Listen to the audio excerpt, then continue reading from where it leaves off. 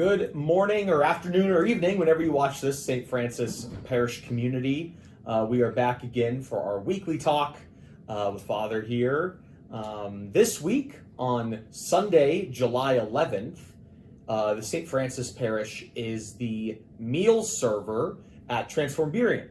So Transform Burien, for those who don't know, is our local ecumenical homeless support and food serving and services nonprofit. They operate out of the old Sunnydale Elementary School, and St. Francis is one of multiple, I think maybe a dozen churches in Burien that go and serve food and help our population in need.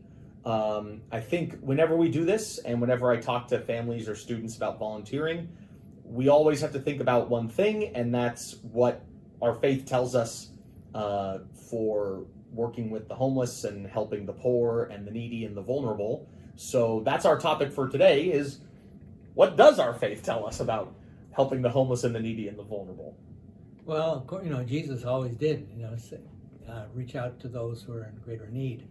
And he was able to minister to them. I don't know how many hungry people he fed, but he did reach out to the deaf and the crippled and people who are really struggling, lepers, sinners, and those kinds of things. But the call is universal in the church to reach out to those who have needs and who have less than most people have in their lives.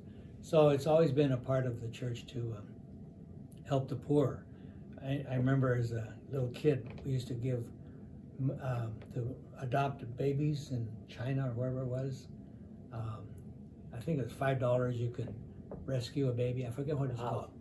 Anyway, so we used to do that as grade schoolers way back in the 40s and 50s and before that, I'm sure.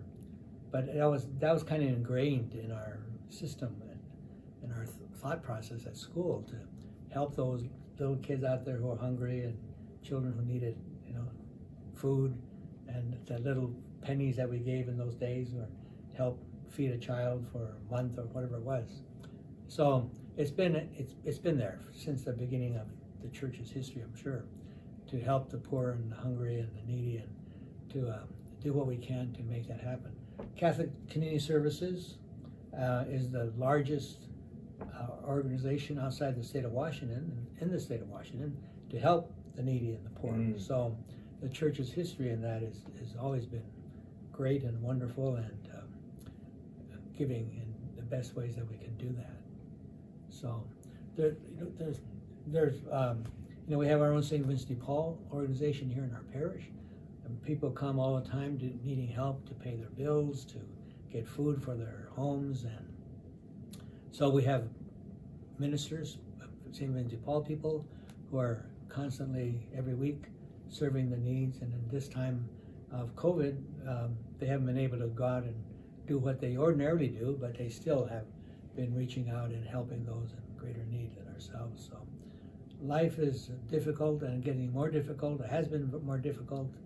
Homelessness, hunger, and just all kinds of ways. And the Catholic Church has always been there to try to help, to do the best that it can to alleviate the needs of these people who really struggle in their lives. Mm-hmm. Yeah, many ways to get involved in the parish, not just for Transform Burien. St. Vincent de Paul, as Father said, is always looking for people to help, always.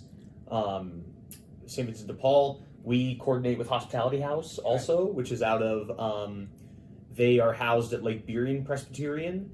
The 8th graders have a partnership with Mary's Place up on Ambom. And gosh, there's probably more. Our sister parish in El Salvador, I guess, is an extension of that sort of charitable philosophy. But yeah, I mean, I think it is harder these days. I think people are seeing a more exaggerated visibility of homelessness too. Yes, I don't know how long ago it was, but you occasionally see in the freeway one man standing there asking for a handout. But nowadays, every single day, and different people out there asking for help, living under the freeways or wherever they live. And they have a homeless count every year, and I remember, I think it was Bob Kelly, he went on one night to count the homeless in Burien. He says there were like, I think 400 homeless people they counted one night in Burien itself. So they're all over the place. We just don't see them all the time because, you know, they are under bridges and wherever they hang out during the day. But yeah, it's a real need. Students are shocked when I tell them that Catholic Community Services is the biggest provider outside of the state, in the state of Washington. They're shocked. Say, oh, the Catholic Church does all that? Yes. Yes. Yeah, and they're building homes for the homeless right now. I mean, there's, you know, they've done this kind of a thing before, but now they're doing, you know, I think a lot more than that.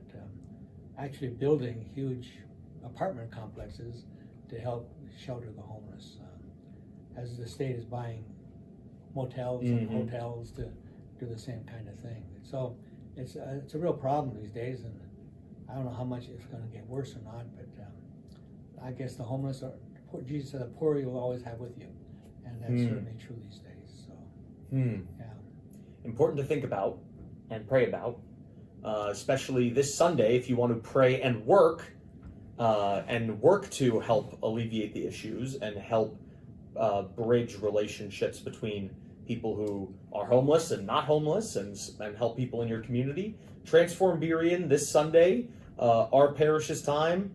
Comment, email, call us if you want to volunteer and help. That's this Sunday, July 11th. So we'll hope to see you there. Let me know. have a good day.